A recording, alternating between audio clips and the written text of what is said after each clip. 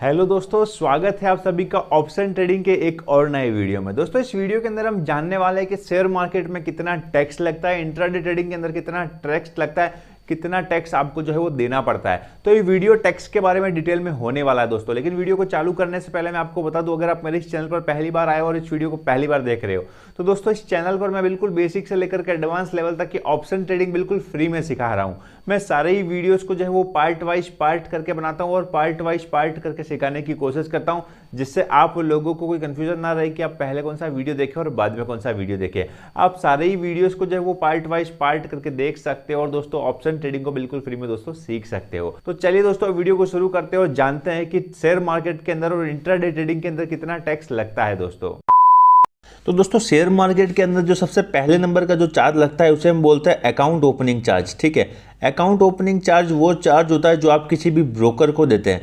मतलब चाहे आप जो है वो जरोदा में ट्रेडिंग करते हो, चाहे आप एंजल वन के अंदर करते हो, चाहे आप अपस्टॉक्स में करते हो, या आप कोई भी ब्रोकर के अंदर करते हो।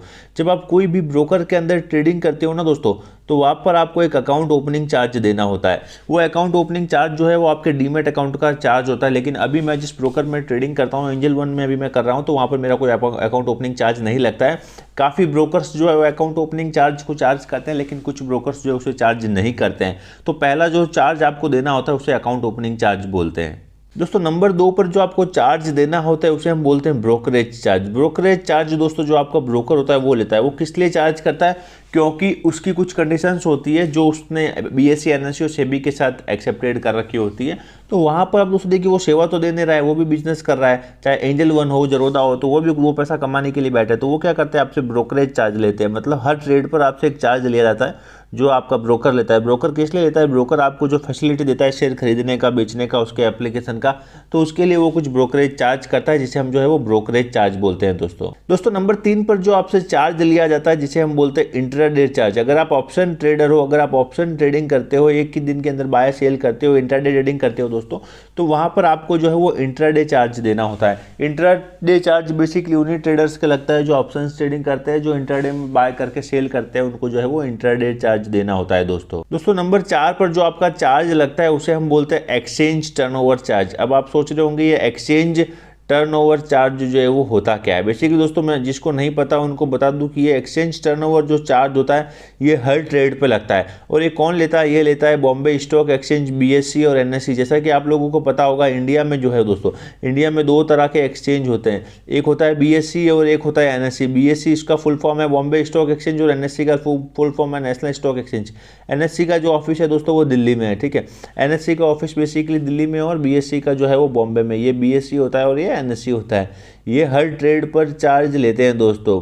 ये लिस्टिंग चार्ज होता है। जब आप शेयर्स को खरीदते हो तो वो जाकर के या तो बीएसई या एनएसई दोनों में से कहीं पे एक जगह पर जाकर के वो लिस्टेड होते हैं, तो उसे जो है वो लिस्टिंग चार्ज होता है। ये एक तरह से लिस्टिंग चार्ज होता है जो बॉम्बे स्टॉक एक्सचेंज और नेशनल स्टॉक एक्सचेंज चार्ज करता है। इसे हम एक्सचेंज टर्नओवर चार्ज बोलते हैं दोस्तों इसके बाद जो आपसे चार्ज लिया जाता है उसे हम बोलते हैं STT, security transaction charges. Security transaction charges इसलिए होता है क्योंकि पहले क्या होता था, शेयर मार्केट में काफ़ी चोरियां होती थी, बेनामी शेयर्स को खरीद लिया जाता था, बेच लिया जाता था।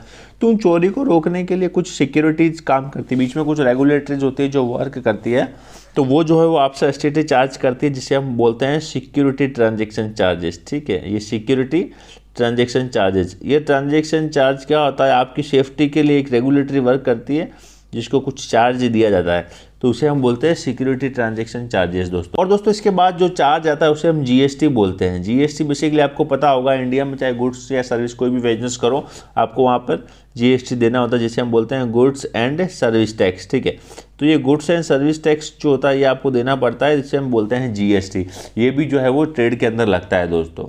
इसके बाद जो दोस्तों आपका चार्ज लगता है उसे हम बोलते हैं SEBI tax. SEBI tax basically क्या होता है मैं आपको बता दूं। सेबी क्या होता है अगर आप लोग नहीं जानते हो, तो शेयर मार्केट को जो कंट्रोल करती है, जो रेगुलेटरीज होती है, security exchange board of India इसका नाम होता है। इसका मतलब होता है सिक्योरिटी, इसका मतलब होता है एक्सचेंज, बी का मतलब board of India, security exchange board of India. ये सेबी चार्ज करती है। सेबी आपको जो फैसिलिटीज देती है उसके लिए सेबी एक टैक्स लेती है, उसे हम बोलते हैं सेबी टैक्स, मतलब security exchange board of India tax. दोस्तों उसके बाद जो आपसे चार्ज लिया जाता है उसे बोलते हैं स्टैम्प ड्यूटी। मतलब स्टैम्प ड्यूटी बेसिकली हर टाइप के बिजनेसेस में लगता है। जब आप हाई कोर्ट या कोई कोर्ट कभी गए होंगे तो आपने कोई रेवेन्यू टिकट वगैरह लिया होगा स्टैम्प ड्यूटी करवाने के लिए, तो वहाँ पर आप लोगों ने देखा होगा कि एक गवर्नमेंट जो है वो स्टैम्प ड्यूटी चार्ज करती है। तो स्टैम्प ड्यूटी इसीलिए चार्ज किया जाता है।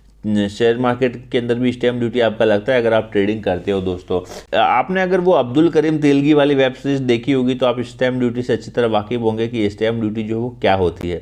तो ये जो है वो स्टैम्प ड्यूटी लगती है अगर आप जो है वो शेयर मार्केट में ट्रेडिंग करते हो। दोस्तों इसके बाद जो लगता है उसे हम बोलते हैं नॉन ट्रेड चार्जेस। देखिए नॉन ट्रेड चार्जेस हर ट्रेडर के नहीं लगता है, ये उन ट्रेडर्स के ही लगता है जो एक बार अकाउंट ओपन करवा देते हैं। अकाउंट ओपन करवाने के बाद जो है वो वापस उसमें ट्रेड ही नहीं करते हैं। उनका जो अकाउंट होता है वो काफ़ी टाइम तक बंद ही पड़ा रहता है। तो उनके जो है वो नॉन ट्रेड चार्जेस लगता है। मतलब डीमेट अकाउंट खोल दिया उन्होंने लेकिन वो उसमें ट्रेड ही नहीं कर रहे हैं। डीमेट अकाउंट खोलने के बाद काफ़ी टाइम तक वो पड़ा रहता है। मेरा ये लगता नहीं क्योंकि मैं ट्रेडिंग करता रहता हूँ, लेकिन जो ट्रेडर ट्रेडिंग नहीं करते उनका ये नॉन ट्रेड चार्जेस लगता है दोस्तों, ठीक है। और दोस्तों जो लास्ट में एक चार्ज होता है उसे हम बोलते हैं AMC। इसे हम बोलते हैं एनुअल मेंटेनेंस चार्जेस। जो आपका ब्रोकर होता है, चाहे वो आपका ब्रोकर जरोदा हो, चाहे आपका एंजल वन हो, चाहे आपका कोई भी ब्रोकर हो, जो आपका ब्रोकर होता है वो आपसे AMC चार्ज करता है, एनुअल मेंटेनेंस कॉस्ट।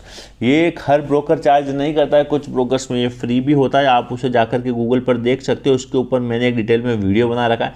अगर आप जानना चाहते हो कि किस में डीमेट अकाउंट खोलना चाहिए जिसमें काफ़ी सारे चार्जेस जो है वो नहीं लगते हैं और कैसे चेक किया जाता है कि किस में कौन सा चार्ज लगता है, तो इसके ऊपर मैंने डिटेल में ये वाला वीडियो बना रखा है। दोस्तों आप इस वीडियो को देख लेना। इस वीडियो के अंदर मैंने डिटेल में समझा रखा है कि कौन सा चार्ज किस ब्रोकर में लगता है और नहीं लगता है, तो किस में डीमेट अकाउंट खोलना चाहिए।